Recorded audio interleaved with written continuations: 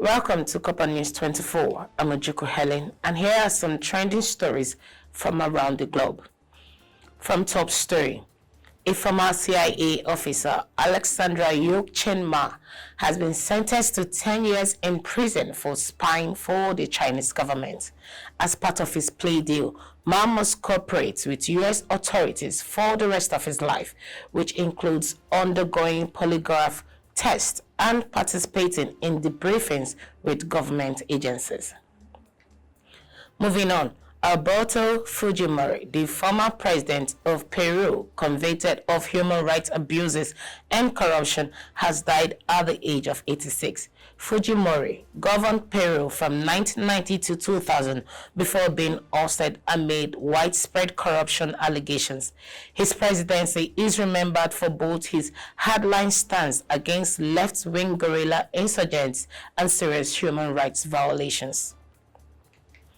In conclusion, Australia has revoked military honors from senior defense commanders following allegations of war crimes committed during the Afghanistan war.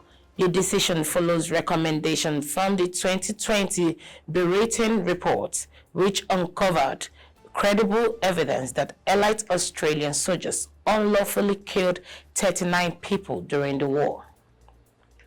Enter our trending headlines globally. US, UK, France, Germany impose new sanctions on Iran. Biden hints at lifting US restrictions on Ukraine. Deadly driver in Australian wedding bus crash jailed. Legendary actor James Earl Jones dies at 93. The news in detail. In a coordinated move, the United States, United Kingdom, France, and Germany have imposed fresh sanctions on Iran, accusing the country of supplying ballistic missiles to Russia for use in its ongoing war in Ukraine. The new measures include restrictions on Iran air's operations in the UK and Europe, as well as travel bans and asset freezes on several key Iranians allegedly involved in facilitating military support for Russia. During a visit to London, the U.S. Secretary of State, Antony Blinken, confirmed that Iranian forces had trained Russian personnel in the use of short-range ballistic missiles. He warned that these weapons could be deployed against Ukraine within weeks.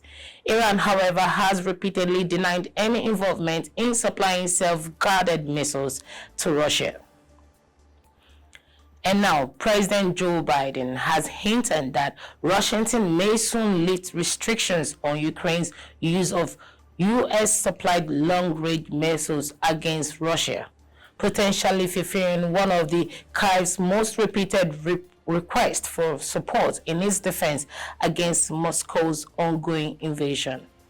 Ukraine has long urged that these restrictions have left them fighting with hands tied against Russian forces. Biden's comments come as the U.S. faces increased pressure to provide Ukraine with more flexible use of advanced weaponry.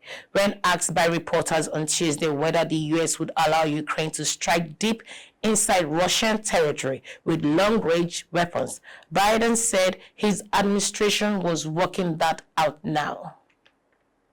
Furthermore, the driver responsible for one of Australia's deadliest road tragedies, Brett Button, has been sentenced to 32 years in prison following a wedding bus crash that claimed the lives of 10 people and injured 25 others.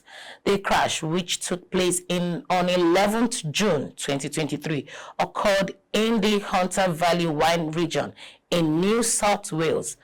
Button, who is now 59, was found to be driving too fast while under the influence of a prescription opium and tramadol used to manage his chronic pain. The drug, known for causing drowsiness and impaired vision, left Button unaware of his impairment at the time. Despite initial manslaughter charges, Button pleaded guilty to multiple dangerous driving offenses in a persecution deal.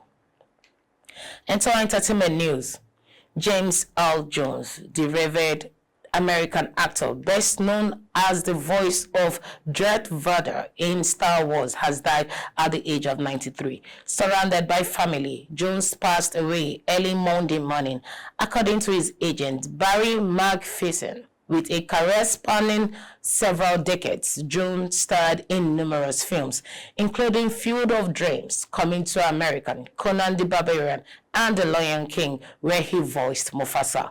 However, he gained worldwide recognition for lending his deep, gravelly voice to the Star Wars villain, Darth Vader. I hope you enjoyed watching. Stay informed, stay ahead, and stay tuned.